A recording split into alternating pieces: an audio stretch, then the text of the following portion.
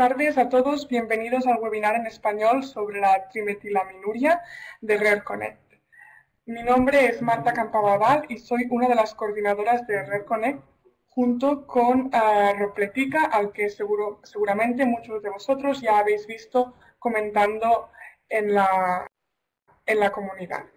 A continuación os voy a mostrar el programa de este webinar, que empezará con una breve introducción a mi cargo y continuará con la breve presentación de María de la Torre, fundadora de MEVO Research, una asociación de pacientes con trimetilaminuria, y sus preguntas las podréis hacer al final del webinar. A continuación, la doctora Mercedes Serrano, de la Unidad de Enfermedades Metabólicas del Hospital Sant Joan de Déu en Barcelona, nos dará un breve apunte sobre las enfermedades metabólicas. También nos introducirá a la comunidad de guía metabólica y terminará profundizando un poco más en la enfermedad de trimetilaminuria, su manejo y el diagnóstico. Si tenéis alguna pregunta para la doctora Mercedes Serrano, la podéis ir haciendo a medida que ella vaya haciendo su participación, y estará encantada de responder vuestras preguntas. Así que, adelante. Como muestra este gráfico, la comunidad online de trimetilaminuria en Rare Connect ha tenido más de 3.700 visitas en el último mes, la mayoría de ellas proveniendo de Estados Unidos y países de Europa como Italia, Reino Unido, Francia o España. Aún así, se ve que visitantes a la comunidad llegan desde los países más remotos del mundo. Actualmente, la comunidad tiene 301 miembros registrados de diferentes países y lenguas del mundo. Otros datos más de la comunidad es que actualmente hay 68 miembros registrados de habla hispana.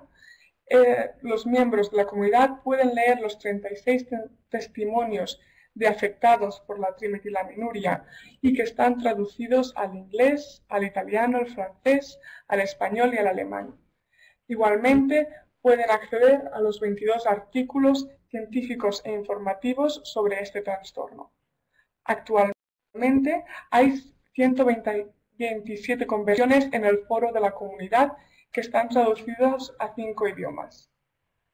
Algunas de estas conversaciones más populares son la recientemente publicada conversación sobre el uso del zinc y las algas kelp para tratar la trimetilaminuria. Otro miembro publicó un comentario muy interesante sobre si los afectados por esta enfermedad pueden olerse a ellos mismos, y una conversación un poco más antigua discutía sobre el control de las hormonas en el control de la enfermedad.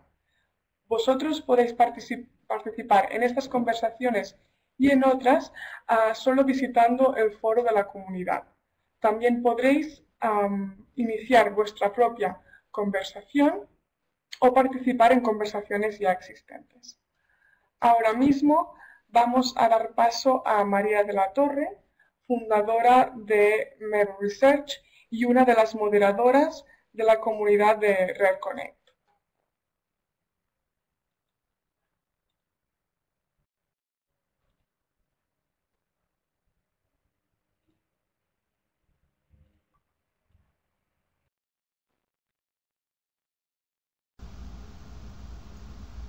Gracias por su invitación al webinar de Rare Connect. Mi nombre es María de la Torre, fundadora y directora ejecutiva de MEVO Research, y les hablo hoy de Miami, Florida. Esta presentación trata de los proyectos y actividades alrededor del mundo durante los últimos 5 años, desde el 2008 al 2013. MEVO es una organización benéfica sin ánimo de lucro fundada por personas afectadas y abogadoras de pruebas clínicas e investigaciones científicas para descubrir una cura del olor corporal y halitosis sistémica, tanto como de aumentar la conciencia social de este padecimiento.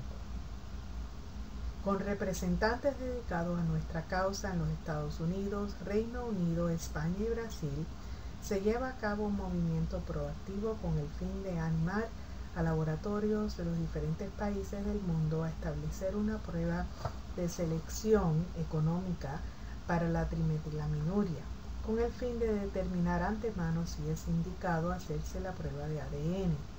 Como aproximadamente 95% de los pacientes que se hacen la prueba de selección reciben resultados negativos para trimetilaminuria primaria o genética, solo queda un 5% que le indicaría hacerse la prueba de ADN. De los 95% que reciben un resultado negativo para la primaria, aproximadamente un 25% recibe resultados positivos para la trimetilaminuria secundaria o adquirida, de modo que sería mucho más probable que un médico primario decida a favor de la prueba de selección con más confianza que de la de ADN cuando el paciente solicite hacerse una prueba para olor corporal o halitosis incontrolable. La más alta aspiración de MEVO es descubrir un tratamiento que le permita a las personas afectadas disfrutar una dieta variada y equilibrada mientras que se mantenga un control de síntomas de olor corporal y halitosis. Sobre todo, la aspiración principal es descubrir una cura para los trastornos que produzcan estos síntomas.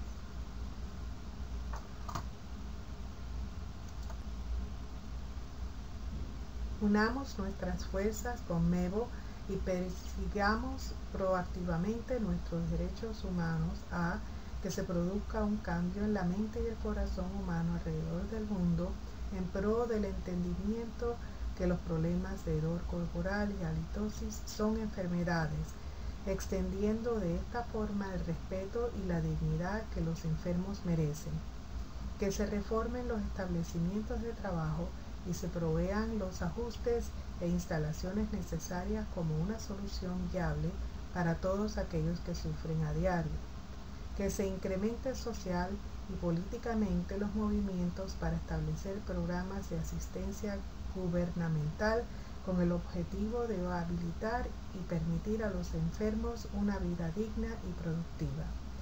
Se anima fuertemente a todas las personas afectadas para que participen en nuestra campaña de concienciación presentando sus nuevas ideas de cómo lograr nuestras metas.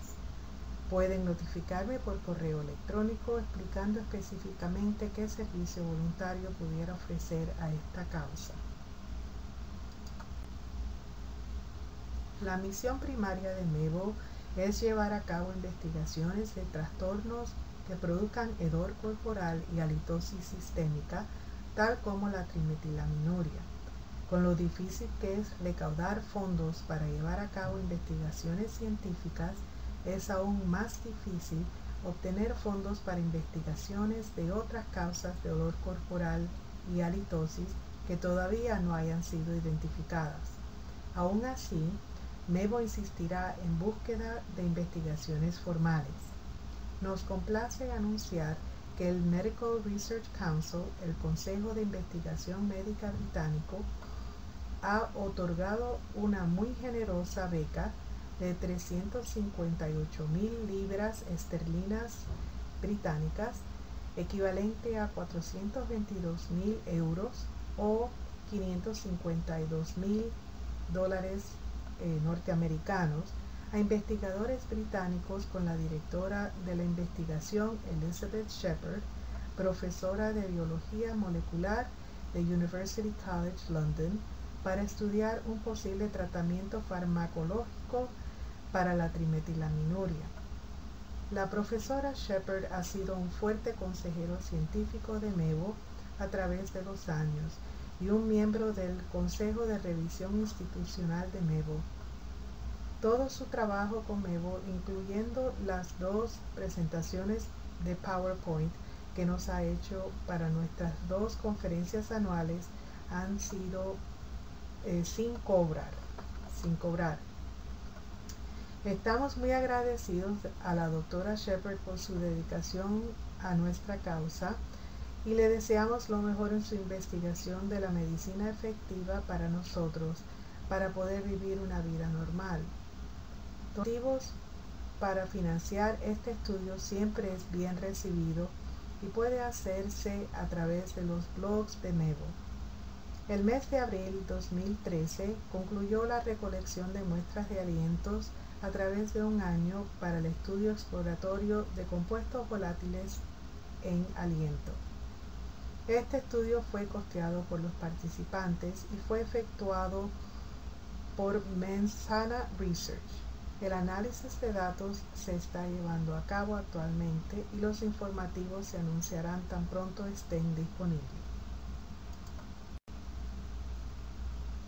En el 2009, Mevo fue inscrita en el registro de Companies House de Inglaterra y Gales como organización sin ánimo de lucro y compañía limitada por garantía.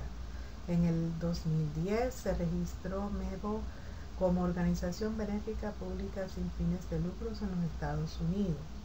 En el 2012 se registró el Consejo de Revisión Institucional de Mevo y Mevo es una organización miembro de NORD y de Eurordis y participa en las actividades de Rare Connect.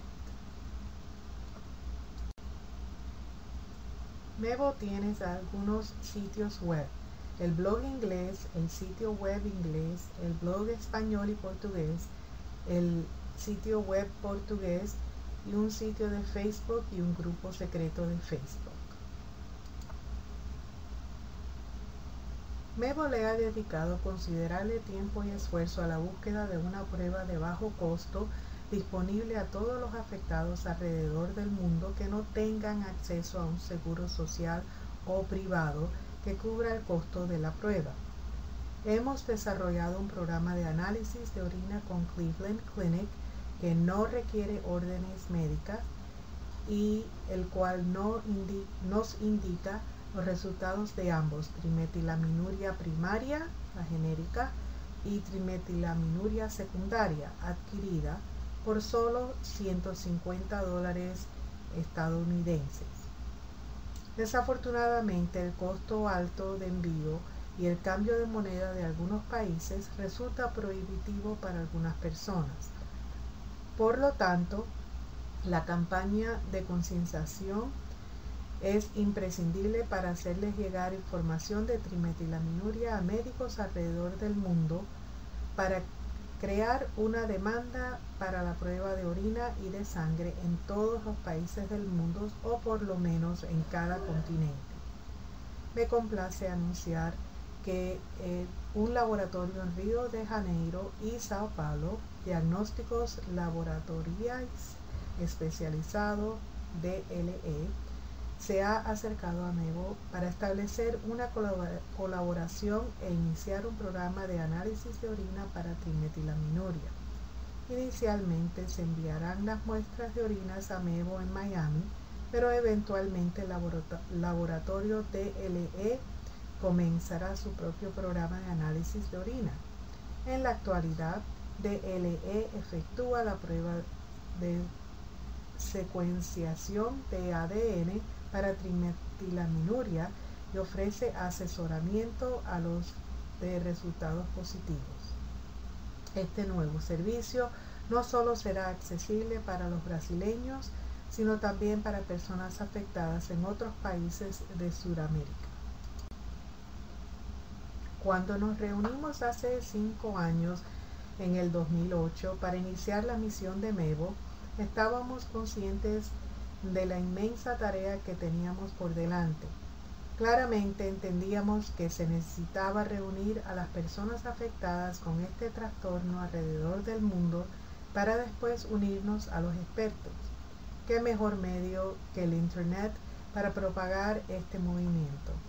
Como ya sabemos, muchos de los afectados quedan sin empleo, que es igual que decir que se quedan sin comida por el efecto del olor corporal incontrolable. Debido a esta necesidad, este movimiento creció con mucho entusiasmo. Comenzamos a entrevistar a expertos publicando sus entrevistas en los blogs de Mevo.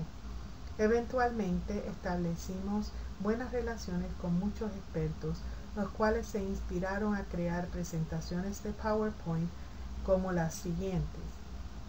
Eventualmente los directores de MEVO comenzaron a comunicarse con políticos y organizar eventos internacionales de emails para dar testimonio a las autoridades con el fin de aumentar concienciación y promover programas de investigaciones.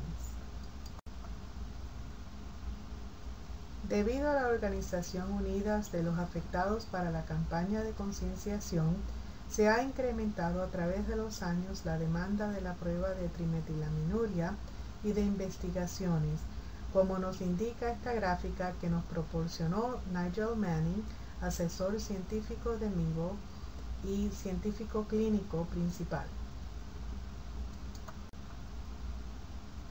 Esta es la lista de sitios web disponibles como recursos de información para los afectados. Las siguientes son actividades de la campaña de concienciación en los Estados Unidos, el Reino Unido, España y Brasil, con los resultados más notables.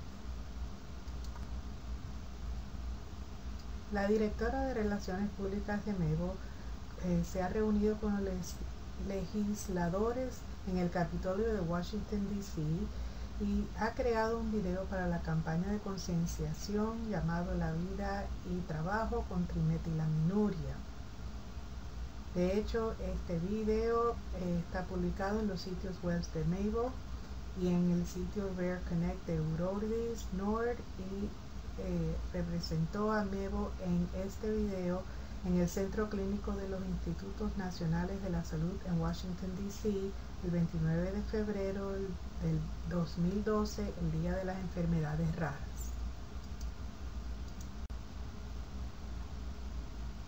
El siguiente listado incluye algunas de las entrevistas y publicaciones de directores y consejeros de MEVO, incluyendo una entrevista en un artículo del periódico La Razón en Madrid sobre la trimetilaminuria, en el cual participó una voluntaria de MEVO. También están listados 3 artículos escritos por directores de MEVO y una entrevista organizada por Rare Connect. Ha sido un placer haber conocido y trabajado con tantas personas en nuestras reuniones y conferencias a través de los años, y espero en el futuro conocer a mucho más. Recuerden que cada uno de nosotros tenemos el poder de traer esperanza en nuestras vidas. Siempre estamos todos muy bienvenidos a ser parte de la misión de MEVO. Gracias por esta oportunidad de hablar con ustedes.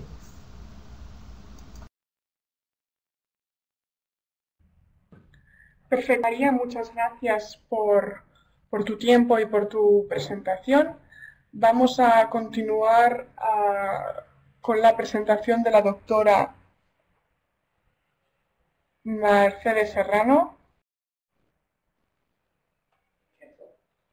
Son enfermedades, como digo, que, bueno, por ser raras, pues los errores congénitos del metabolismo son difíciles de atajar y es difícil también de encontrar a alguien que se implique en la investigación, en el tratamiento, etc. Bueno, los errores congénitos del metabolismo son muchísimos, la trimetilaminuria es uno de ellos, y una de las cosas que ocurre con la trimetilaminuria es que es una enfermedad leve, y ahora os contaré por qué, porque realmente no tiene una afectación de ningún órgano, pero puede llegar a ser muy discapacitante. Os presento en un momentito Guía Metabólica, donde tenemos esa comunidad también de trimetilaminuria. Es una web que permite comentarios, permite escribir, permite que nosotros respondamos basándonos en nuestra experiencia, en lo que podemos revisar. Está en castellano de momento, aunque tiene el Google Translator, y estamos tratando de traducir todos los contenidos. Y normalmente lo que hacemos es cada semana ir actualizando contenidos y, bueno, contestar a la mayor brevedad posible a los comentarios que nos ponen los pacientes.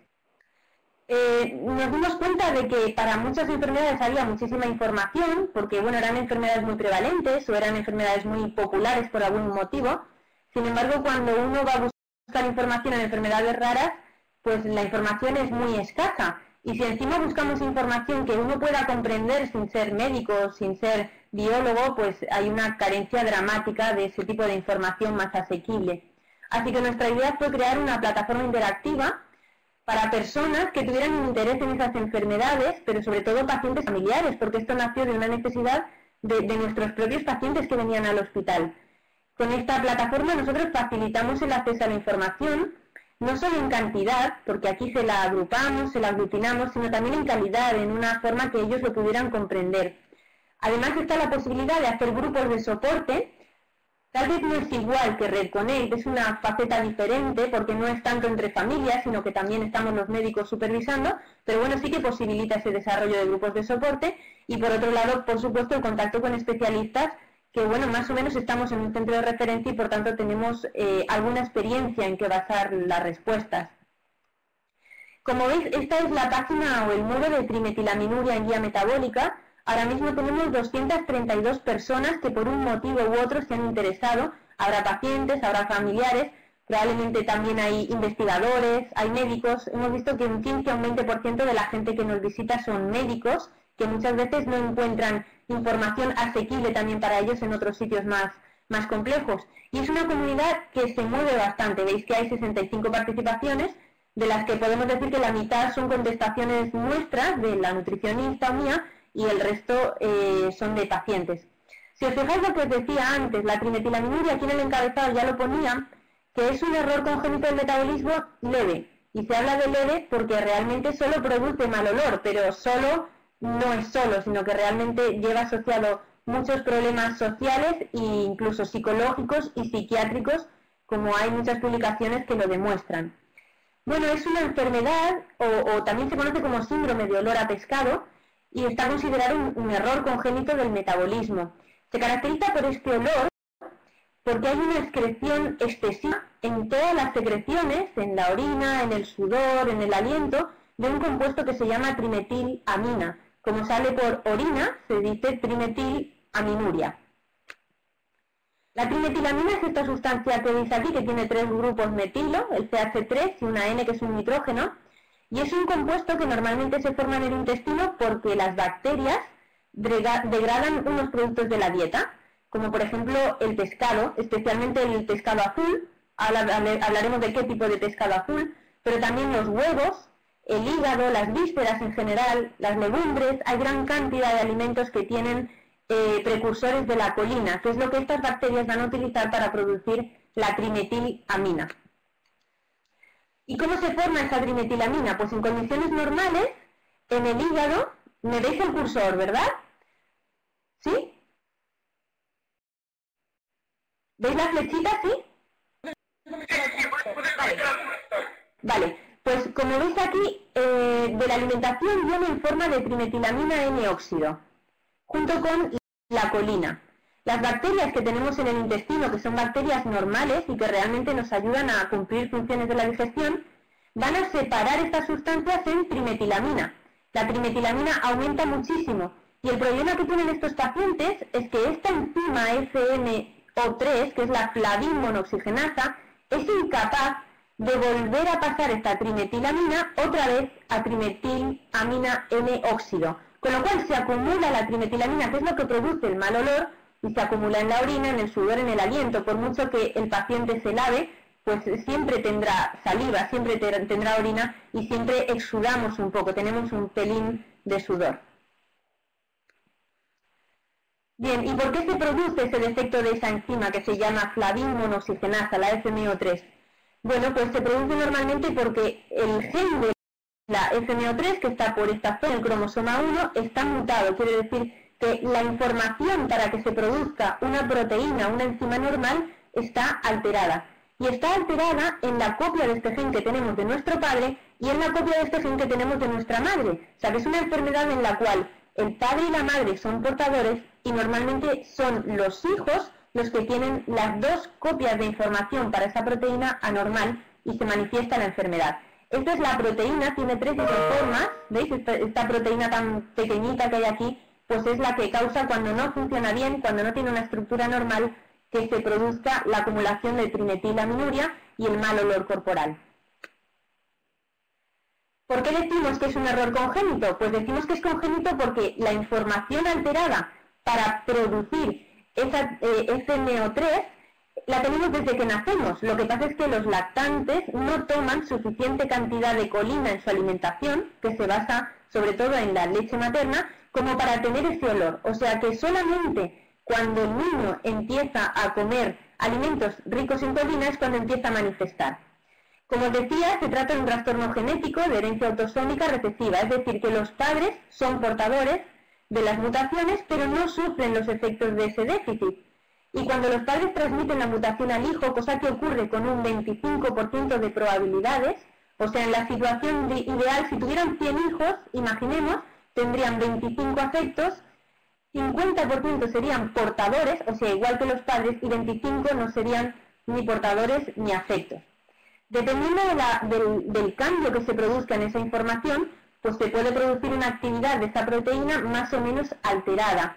O sea, y en esto es en lo que varía la intensidad del olor, por ejemplo, entre las personas, o la tolerancia a los diferentes alimentos. Hay dos personas con una trimetilaminoria congénita, a lo mejor uno puede tolerar más cantidad de pescado azul que el otro sin tener clínica, sin tener ese olor a pescado. ¿Cuándo decimos que es una trimetilaminoria adquirida? Pues también existe y se produce cuando hay una lesión en el hígado, porque esta enzima sobre todo tiene su función en el hígado y da lugar a una alteración de esa actividad que normalmente es irreversible. O sea, que una vez que se produce una infección por un virus o se produce una lesión por falta de oxígeno o por el alcoholismo de forma más o menos severa, se produce un déficit en la enzima que no se suele recuperar. Bien, como decíamos, cuando nace el niño, aunque sufre el trastorno desde el nacimiento, no se manifiesta hasta que empieza a comer en dieta precursores, sobre todo pescado, es cuando más lo notan. Las madres te dicen, mi niño cuando come pescado huele a pescado, o por ejemplo, no me hace falta preguntarle en el colegio qué ha comido porque ya sé que ha comido pescado, porque viene a casa oliendo. O sea que es un trastorno que normalmente la clínica rápida, en unas horas después de la alimentación, ya se puede ver que hay un acúmulo de esa trimetilaminuria. Esto que se consideraba, como decíamos, una condición benigna, pues a veces a los niños les afecta mucho, porque en el colegio empiezan a meterse con ellos y para una persona que está en crecimiento, psicológico también, es muy importante sentirse incluido en el grupo, sentirse igual que los demás, con lo cual comporta una gran ansiedad para él y para la familia, que muchas veces no sabe a dónde tiene que acudir. De hecho, os contaré que la última trimetilaminuria que yo he diagnosticado fue casi de pasillo en un niño que habían mandado al alergólogo, al inmunólogo, porque pensaban que era alérgico al pescado. Y entonces, bueno, el compañero vino a preguntarme y le dije, claro, es que hay un gran desconocimiento por parte de todos con respecto a esta enfermedad y probablemente sería mucho más sencillo si el diagnóstico fuera antes, si tuviéramos una preparación psicológica y sobre todo si pudiéramos aplicar los tratamientos paliativos que al menos a día de hoy tenemos. Bien, cuando la actividad de esta enzima tampoco es la adecuada, por mutaciones más o menos leves, pues hay algunos fármacos que los tenemos que ir evitando, porque sí que pueden hacer que disminuya esa actividad a nivel del hígado, o sea que serían peligrosos para estos pacientes.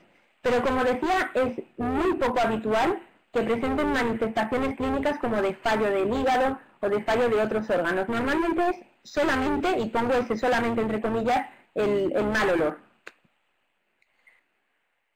¿Qué ocurre en el paciente que tiene una trimetilaminuria adquirida? Pues habitualmente te cuenta que hay una circunstancia a partir de la cual ha notado ese mal olor. A veces puede ser una hepatitis, un proceso inflamatorio del tipo que sea vírico, sea tóxico, pero nosotros pensamos, por la experiencia que tenemos del grupo que tenemos en guía metabólica, que probablemente hay una predisposición genética. Es decir, cuando uno tiene una mutación en un gen, hay mutaciones que se conocen como mutaciones patogénicas o patológicas porque causan enfermedad, pero hay otras mutaciones que alteran un poquito la actividad de la enzima, la bajan por ejemplo al 80%, al 90%.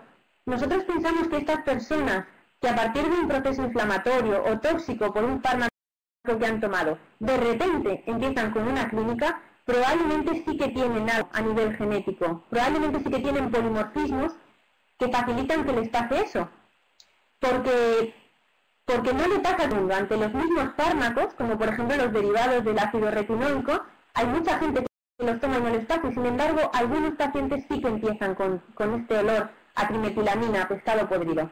con lo cual pensamos que esos pacientes también se deben estudiar desde el punto de vista genético para facilitarles que tengan acceso a un diagnóstico y a un tratamiento. Hay una pregunta por aquí en el chat que dice, ¿solo se da el olor como a pescado podrido o puede ser también a otros tipos? Normalmente es característico a pescado podrido, normalmente sí. Otros olores hay otras enfermedades que las dan, pero ya es fuera de los errores congénitos del metabolismo. En los errores congénitos del metabolismo vemos otras enfermedades, pero es un olor más leve. Puede ser, por ejemplo, la orina de ratón, la fenilcetonuria o a pies sudados, alguna aciduria, pero este es característico de pescado podrido, de pescado fuerte. ¿Cómo se diagnostica? Pues aquí tenemos un verdadero problema. En el caso de la trimetilaminuria congénita es más fácil, en el de la adquirida es más complicado. En cualquier caso es importante llegar a un diagnóstico cuanto antes para poder hacer la dieta lo antes posible. No obstante, y muchas veces se lo comentamos a los pacientes, no es necesario tener un diagnóstico para empezar a probar con una dieta restringida en colina. Es decir, la dieta restringida en colina, quitando la época del crecimiento y el embarazo o la lactancia, no tiene ningún riesgo, o sea que la podemos hacer y si no funciona, probablemente se trata de una trimetilaminuria. O sea que la recomendación es que ante la duda se intente la restricción de colina, salvo en embarazo, lactancia y crecimiento. El diagnóstico se hace por el análisis de trimetilamina, que es esta sustancia que producen las bacterias, y trimetilamina N-óxido, que es lo que suele hacer la enzima cuando funciona bien. Esto se mide en orina, en condiciones basales, y después de una ingestión abundante de pescado, que normalmente es azul. Fijaos que aquí, esta es una gráfica de cómo nos aparece a nosotros los picos en el cromatograma, o en el espectrómetro, que se llama el aparato este, de trimetilamina N-óxido y de trimetilamina. Lo habitual es que la trimetilamina N-óxido sea más del 90% de la suma de las dos. Es decir, cuando la trimetilamina es mayor del 10%, ya empezamos a pensar que puede haber una función de esa proteína que no es adecuada. Sin embargo, lo que ocurre es que la trimetilamina es una sustancia que se volatiliza mucho y por eso produce ese olor tan malo corporal, porque es capaz de volatilizarse y llega al olfato de los demás. Por lo tanto, si nosotros recogemos la orina y el bote se quedara abierto o se abre demasiado pronto antes del estudio, esta trimetilamina se volatiliza, desaparece y nos puede dar un falso negativo, es decir, un perfil normal en espectrometría, a pesar de que el paciente sí que padece una trimetilaminuria. ¿Sí? ¿Hasta aquí me vais entendiendo? ¿Alguna duda hay por aquí en el chat? Es una pregunta frecuente, porque claro, en el caso de una trimetilaminuria adquirida, es posible que hagamos el estudio genético y sea negativo.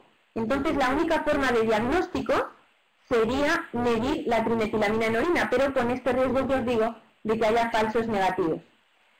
La prueba que nos confirma es el análisis genético de la mutación en este gen, que por suerte ahora mismo acabamos de saber que hay un laboratorio en Oporto que lo facilita por aproximadamente 70 €, porque están muy interesados en hacer un estudio con trimetilamina. O sea que todos aquellos que estéis pendientes de un diagnóstico se lo podéis decir a vuestro especialista, que se ponga en contacto con nosotros y le podemos facilitar ese diagnóstico genético por un precio que a día de hoy es muy razonable, que son 70 €. Vale, vamos con la dieta, porque ya había por aquí una pregunta. ¿El único tratamiento es la dieta? No, hay más tratamientos, y de hecho hay un tratamiento que es esperanzador. ¿Qué hay que hacer para evitar las consecuencias? Pues hay que evitar el pescado, especialmente el azul y el marino, por ejemplo, el atún, el bacalao, muchísimo, también los cefalópodos, el pulpo, el calamar y los crustáceos. Estos son los que más tienen. Y por otro lado, también una dieta con bajo contenido en trimetilamina y colina. Por ejemplo, hay que evitar los huevos, el hígado, las vísceras en general, los productos de soja, las legumbres, judías, guisantes, cacahuetes y colza, aceites sin usar demasiado en niños en embarazo y en la lactancia, porque la colina es importante. En otras ocasiones es importante suplementar con folato. No hace falta hacerlo en forma de pastillas, sino que directamente se puede hacer una dieta rica en folato. Y el folato está en los vegetales de hoja verde, o sea que en las espinacas, en los canónigos, en la lechuga, pero sobre la parte que está más verde. pero también se pueden utilizar los cereales fortificados en folato.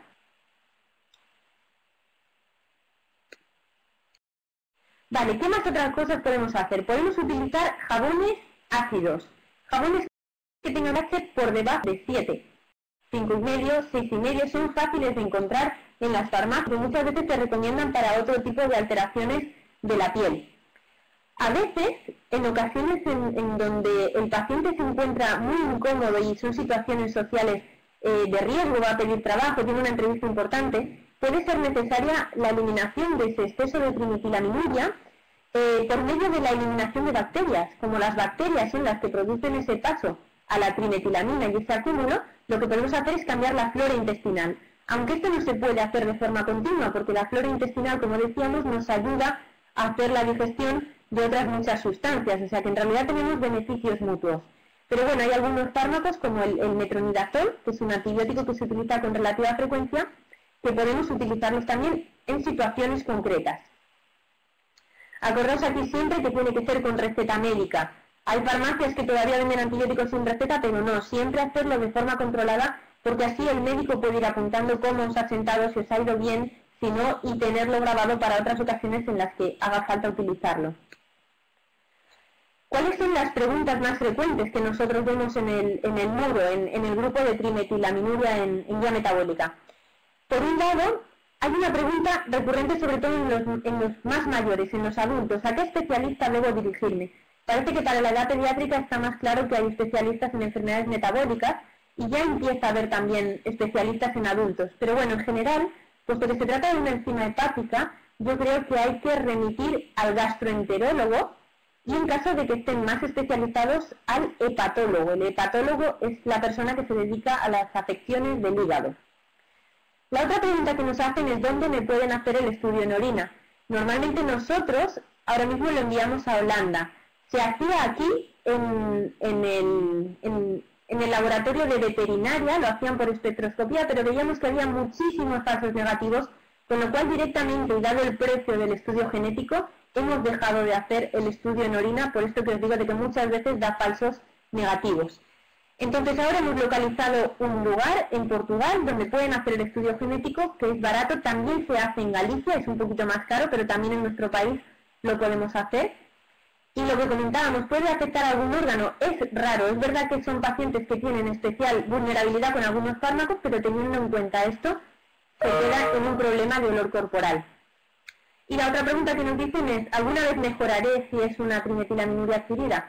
Pues normalmente lo descrito es que se mantiene igual, es decir, que no se recupera esa actividad. No se sabe por qué, pero se produce una modificación de esa enzima que se mantiene de por vida. Muchas veces, como os decía, es por un agente vírico, por una hepatitis. Hay quien nos ha contado también que le pasa cuando bebe alcohol.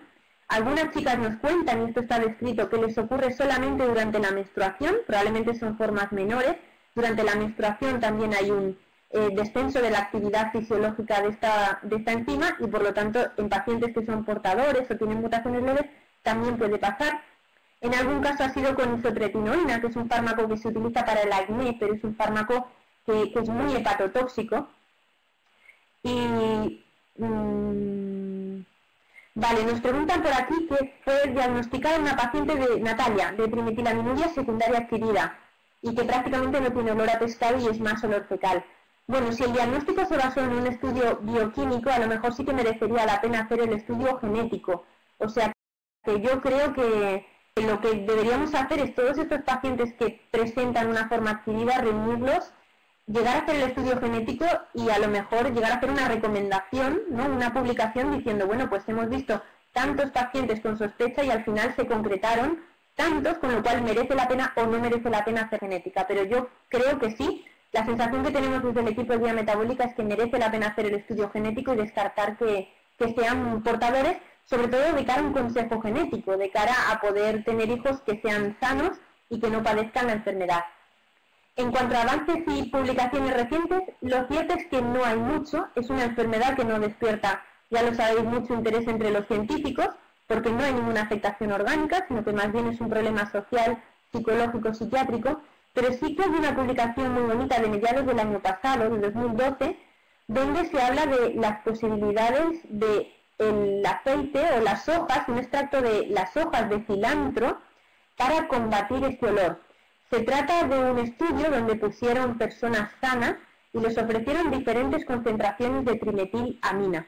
La trimetilamina, con muy poquita cantidad, solamente una parte por millón, que es poquísimo, es capaz de que el olfato humano lo detecte. Y además, cuanto más concentrado está, más desagradable es el olor, hasta un punto que llega en que el olfato se satura. Por eso muchas veces los pacientes dicen que ellos mismos no se huelen tan mal, ¿vale? Y esto es porque probablemente su núcleo olfactorio se satura.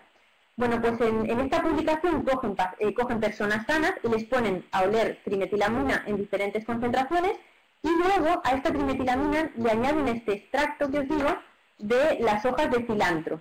Y se dan cuenta que es capaz de camuflarlo. Es decir, lo cambia por otro olor, pero que estos oledores no lo huelen como algo desagradable, sino como algo peculiar. Huelen a hierba, como a hierba pisada, lo cual es un cambio de olor muy agradable porque sí que permite una socialización normal. Esto es una publicación del 2012, como digo, yo espero que este mismo grupo siga trabajando por ahí, porque hablaban de la posibilidad no solo de hacerlo como tratamiento tópico, que en este caso probablemente es muy fácil si no produce eczema, irritación, y parece que no, sino también como tratamiento oral. Pero bueno, ahora mismo están trabajando porque siempre hacer un fármaco oral pues requiere unas normas de biodisponibilidad, de estudios de farmacocinética y de ensayos clínicos. Pero bueno, estaremos al caso y si hay alguna cosa, os la subiremos a Guía Metabólica, os la compartiremos aquí en Red Connect. Y yo creo que ya está. Si tenéis alguna pregunta. Fátima por aquí nos pregunta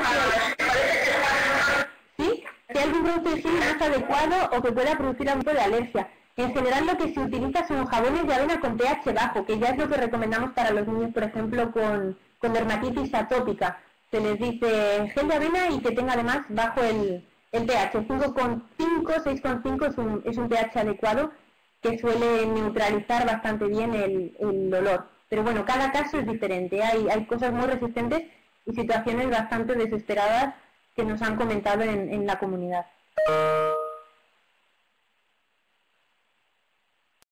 Perfecto, muchas gracias. Yo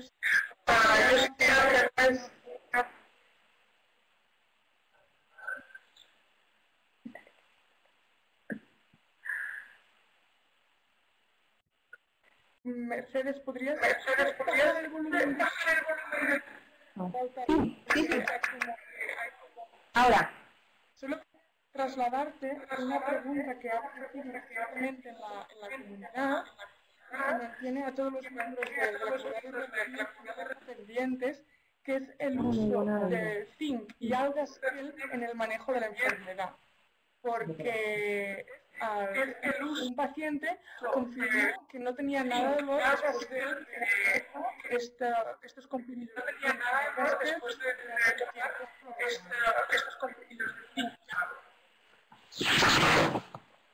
¿Hola? ¿Se me oís ahora? No, creo que no me oyen. ¿Me oyes? ¿Me oís, Marco? Mira, es posible que haya algún metabolito que es este mismo que tenemos en las hojas de cilantro. Es posible porque entre plantas a veces comparten sustancias comunes. Yo revisando la bibliografía, y lo hice ayer para que no se escapara nada, no vi nada de esto. Y siempre hay que contar que toda la medicación, y sobre todo la que es ingerida, la que uno se pone en la piel todavía, pero la que es ingerida, siempre hay que preguntarle al especialista. O sea que si eso es así y los especialistas ven que no tiene ningún riesgo tomarlo, es un producto natural, yo creo que bienvenido sea. El producto que yo os digo que está en el cilantro se llama E24 undecadienal. Entonces, si queréis, yo me comprometo a buscar a ver si en esta sustancia que vosotros decís existe este mismo compuesto. Y entonces puede ser una de las razones por las cuales es también capaz de camuflar el olor.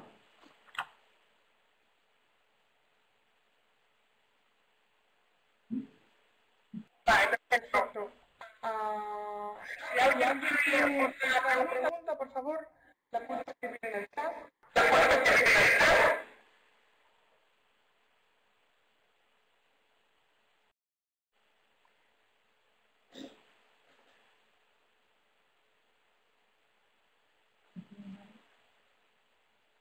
Sí, María me parece que pregunta que cuánta cantidad de cilantro se debe tomar.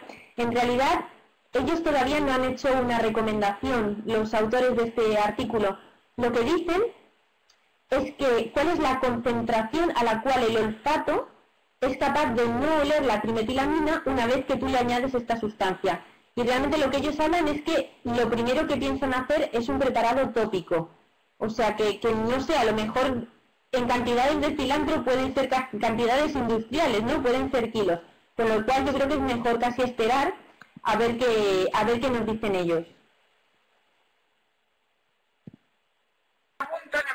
Pregunta de María, que es en qué lugar de Portugal se puede hacer el estudio genético. Es un estudio, ¿cómo deciros? Es una beca, ¿vale? Entonces, lo que significa una beca es que no es un estudio que vayan a hacer para externos, es decir, no es un servicio que podamos contratar desde cualquier sitio, por ejemplo, una clínica privada o un paciente en concreto, sino que digamos que es una oferta que nos han hecho a nuestra unidad de enfermedades metabólicas, con lo cual lo mejor sería que el médico de cada uno se pusiera en contacto, por ejemplo, conmigo, y a partir de ahí yo le derivo a esta persona, a esta doctora en Oporto, que es la que se ha comprometido a hacernos este favor. Ella está muy interesada y yo creo que podemos hacer proyectos comunes muy bonitos, pero como en todo merece la pena hacerlo organizado porque a lo mejor aprendemos para poder explicar a otros pacientes. O sea, que realmente no os puedo facilitar así el contacto porque ella lo ha hecho en plan de deferencia hacia nosotros, ¿no? Hacia un grupo de referencia. Perfecto. Vale, José pregunta... ¿Queréis poneros en contacto con la doctora Serrano? Podéis hacerlo a través nuestro, a través de Rob o yo, y nosotros les pondremos en contacto con ella. Perfecto. José pregunta si hay un tratamiento homeopático, no de fitoterapia, que se haya aprobado. Que yo haya revisado en la literatura médica, no, pero ya sabéis que con frecuencia los tratamientos homeopáticos no aparecen en nuestras bases de datos o bases de revistas. Entonces aquí no te sé decir.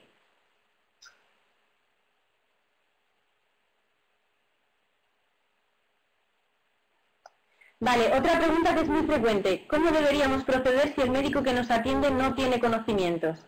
Bueno, realmente esto es muy frecuente en enfermedades raras, ¿no? Que muchas veces llega el paciente y te dice, doctor, pienso que tengo esto, y efectivamente los médicos aprendemos como tiene que ser, porque nosotros tenemos que saber de muchas cosas y vosotros de la vuestra, con lo cual esto yo creo que debe ser agradecido.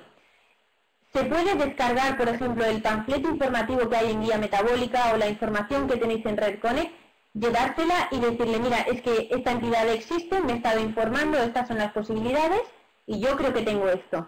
En enfermedades raras yo creo que los médicos no nos podemos permitir el lujo de enfadarnos porque un paciente venga y te ayude a saber lo que le pasa. O sea que mi consejo es ese, que cojáis la información de Internet de fuentes validadas, como Red Connect, como Guía Metabólica, y se la llevéis. No le llevéis de un foro por ahí libre que no controla a nadie, porque esto nunca da tanta seriedad. O sea que fuentes que vea que hay un hospital o una institución de pacientes importante. Vale, Fátima pregunta... Sí, Fátima dice si hay problemas en los comedores escolares. Normalmente no los hay, porque ya están tan acostumbrados a tener pacientes celíacos, alérgicos a los frutos secos, a la leche, que cuando las madres hacen una recomendación no suele ocurrir nada. Muchas veces lo que hacen es preparar el tupper con la comida del día si tienen el menú por adelantado y ven que hay pescado. O sea que en general se adaptan bien. Y los niños, si uno se lo explica, saben crecer bien en esa pequeña diferencia y no lo llevan tan mal. Perfecto. Ha sido un webinar muy interesante. Muchas gracias a todos los participantes y sobre todo a los presentadores, a la doctora Serrano, a María de la Torre, que han dedicado su tiempo y sus esfuerzos en preparar esta presentación, que estará disponible en el canal de YouTube. Estaremos en la comunidad de Red Connect también lo más pronto posible, junto con todas las presentaciones, enlaces y respuestas a las preguntas que se han ido haciendo en este webinar. Así que muchas gracias a todos por participar y nos vemos a la próxima.